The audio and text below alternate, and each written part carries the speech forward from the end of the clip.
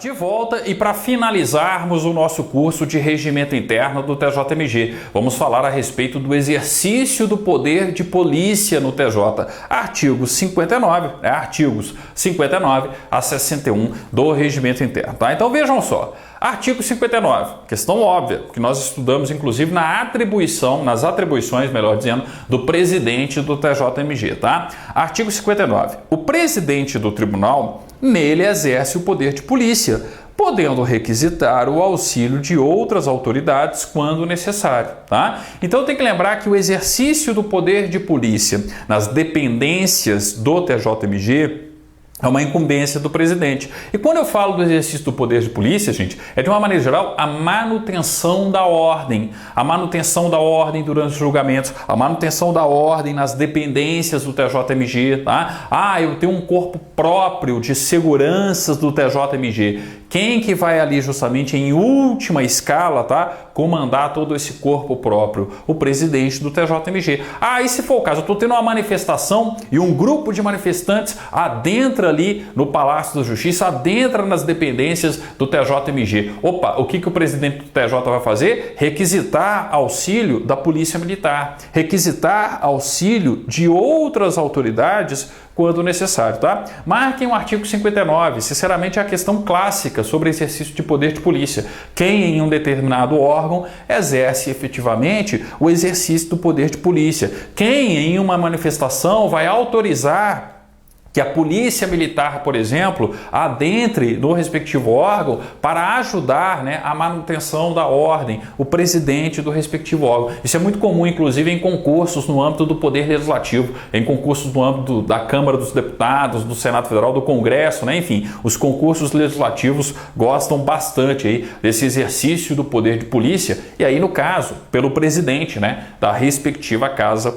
Legislativa, tá? Então, o artigo 59 tende a ser a questão aí, ó. Artigo 60. Ocorrendo infração penal na sede ou dependência do tribunal, um furto de uma bolsa de uma servidora, tá? Um furto de um determinado objeto, ou até mesmo, uma questão mais grave, tá? Enfim, ocorrendo infração penal na sede ou dependência do tribunal, o presidente mandará instaurar inquérito se a infração envolver a autoridade ou pessoa sujeita à sua jurisdição. Então, falei de servidor da Secretaria do TJ, eu estou falando de uma pessoa sujeita à jurisdição de quem? Nas dependências da Secretaria do TJMG, nas dependências do TJ, do presidente, tá? Se a infração envolver a autoridade ou pessoa sujeita à sua jurisdição, delegando a atribuição ao Corregedor-Geral de Justiça para a respectiva apuração. Então percebam que existe uma investigação interna para justamente apurar o ocorrido, apurar aquela infração penal na sede ou dependência do tribunal. Quem exerce originariamente o poder de polícia? O presidente. Quem vai determinar a investigação? O presidente. Mas ele pode delegar isso para quem? Ele pode delegar isso para o Corregedor-Geral de Justiça. Vale a pena marcar o caput do artigo 60 por conta dessa delegação, tá? Mas continuo achando que a questão é o artigo 59. Parágrafo 1º. Nos demais casos, o presidente, após determinar as providências iniciais, solicitará à autoridade competente a instauração de inquérito, designando o servidor do tribunal para acompanhá-lo. Foi uma prática delituosa, mas que foi cometida não por uma autoridade ou uma pessoa sujeita à jurisdição do presidente do TJ. Foi cometida por um membro do Ministério Público, por um membro da Defensoria Pública, por um policial militar. Aí eu tenho a regra do parágrafo 1º. Nos demais casos, o presidente, após determinar as providências iniciais, solicitará à autoridade competente a instauração de inquérito, designando o servidor do tribunal para acompanhá-lo. Então aí o TJ simplesmente vai acompanhar, um servidor do TJ simplesmente vai acompanhar aquela investigação que vai ser feita pelo órgão competente, pelo outro órgão competente. Parágrafo 2º. Sempre que tiver conhecimento de desobediência à ordem emanada do tribunal ou de seus membros no exercício da função ou de desacato ao tribunal ou aos seus membros, o presidente comunicará o fato ao Procurador-Geral de Justiça, provendo dos elementos que disponha para a instauração da ação penal. Eu posso ter justamente ali, um crime contra a honra, a imagem de um determinado desembargador, uma determinada entrevista, uma determinada pessoa que não detém imunidade, material com as suas palavras, votos, opiniões. Não é, por exemplo, um deputado, ele proferiu ali uma expressão injuriosa, afrontando a imagem do Poder Judiciário, a imagem dos membros do Poder Judiciário. Isso pode configurar um dos crimes contra a honra previstos, no âmbito da legislação penal. Naturalmente eu tenho, a junção, a apuração ali, a junção de todas as provas e o encaminhamento disso para o Ministério Público. Então, por isso, o parágrafo 2º, sempre que tiver conhecimento de desobediência à ordem emanada do tribunal ou de seus membros no exercício da função ou de desacato ao tribunal ou aos seus membros, o presidente comunicará o fato ao Procurador-Geral de Justiça, provendo dos elementos que disponha para a instauração de ação penal respectiva, Parágrafo 3º. Decorridos 30 dias em que se tenha...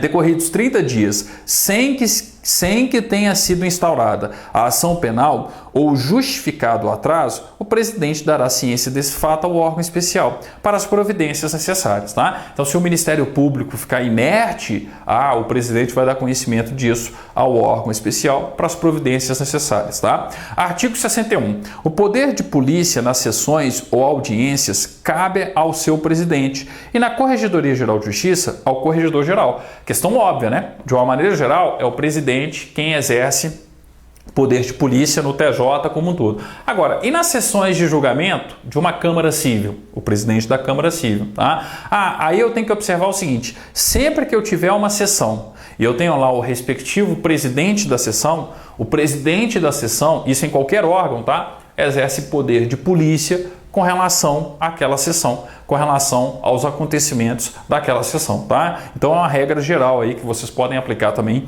a outros regimentos internos.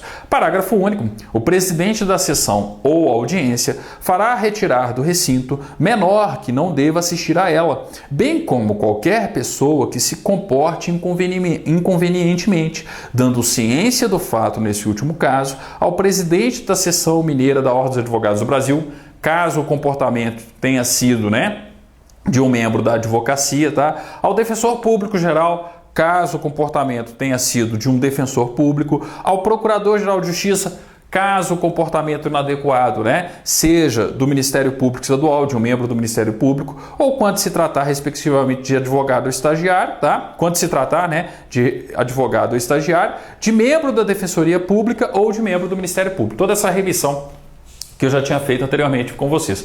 Isso aqui a gente já estudou principalmente lá nas atribuições do presidente. Quando o presidente está presidindo, os órgãos no qual, ele exerce essa função, no qual ele integra, o órgão especial, por exemplo, ele vai comunicar ao responsável as faltas, o comportamento inadequado de determinada pessoa. Se é um advogado, comunica para a OAB. Se é um membro do Ministério Público, para o Procurador-Geral de Justiça. Se é um defensor público, para o Defensor Público Geral do Estado. Então, se o presidente do TJ exerce essa função nos órgãos que ele preside, o presidente de Câmara também vai fazer a mesma coisa. Os demais presidentes das demais sessões que acontecem no TJ também podem fazer a mesma coisa, Então, é por isso que eu tenho o parágrafo único, o presidente da sessão, Mas, sinceramente, o examinador aqui, ele tende a perguntar lá nas atribuições do presidente do TJ que nós estudamos e, sobretudo, no artigo 28, do regimento interno, Mas marquem o artigo 61, parágrafo único. Mas eu continuo achando, a probabilidade maior aqui, é o 59. Se é, que nós teremos aí a cobrança do exercício do poder de polícia, É uma regra geral, viu? Se vocês estiverem estudando aí para um outro tribunal, para um outro TJ, até mesmo TRTs, TRS, vocês vão perceber que isso é meio que padronizado em todos os regimentos internos, Não temos muitas novidades com relação ao tema aqui não. O importante é analisar todas as questões que nós vimos ao longo do nosso curso de regimento interno e que eu fiz bastante destaque, tá? Tradicionalmente, as provas do TJMG se preocupam mais com a composição dos órgãos do TJ, com os cargos de direção. Então, aquela parte inicial do regimento é muito importante, a parte referente aos cargos de direção, a parte referente à eleição, posse dos cargos de direção de membros do Tribunal de Justiça.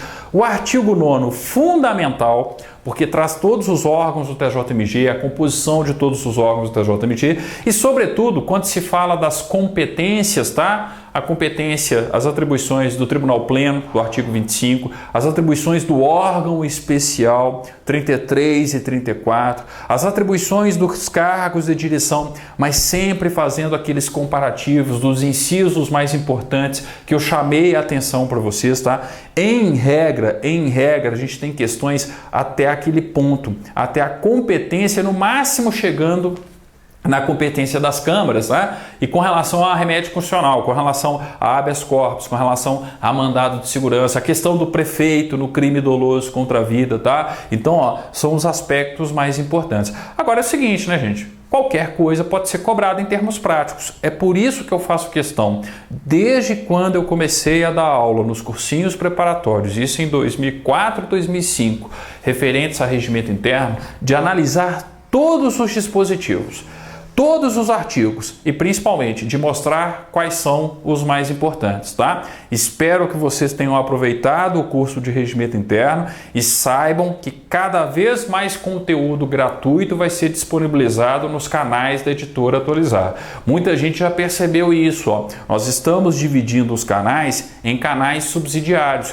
Eu tenho um canal principal, que é o canal Editora Atualizar, mas existe uma série de canais subsidiários. Um deles, o canal Concursos TJMG, tá? Só que mais à frente vocês irão perceber, tem o seguinte: concursos legislativo, concursos ALMG, concursos tribunais, né? Concursos justiça eleitoral, concursos TRTs, tá? Então nós estamos criando aí uma rede de canais, de modo que um canal possa buscar conhecimento do outro e que a gente possa ter no futuro aí, a previsão é que esse projeto, né, se complete como um todo em 2014, 2015, tá?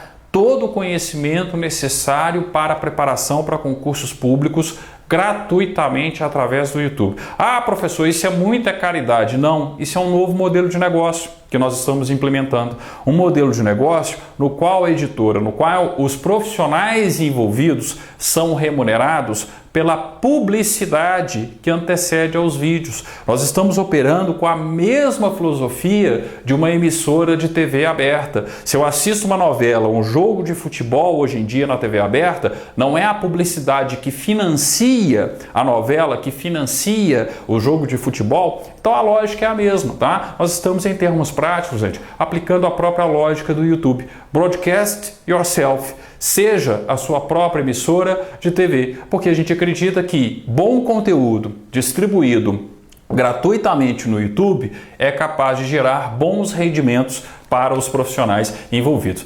Em resumo, uma ação de sustentabilidade, um projeto de sustentabilidade. E é graças à audiência de cada um de vocês que cada vez mais esse projeto se torna realmente sustentável, tá? É bom para a sociedade, que tem conhecimento gratuito e de qualidade, é bom para os profissionais envolvidos, que tem ali, né, uma onipresença em termos de trabalho e em termos de recebimento por parte do seu trabalho, é bom para a empresa, afinal de contas divulga não só os vídeos, a qualidade do trabalho da empresa, mas também outros produtos da empresa, da Editora Atualizar, tá? Podem ter certeza, muita coisa boa virá e sobretudo aí no ano, né, no final agora de 2013 e sobretudo no ano de 2014. Obrigado, até o nosso próximo encontro, dando continuidade, tá, às regras referentes à Lei de Organização e Divisão Judiciária. Nós vamos falar a respeito das questões administrativas, né,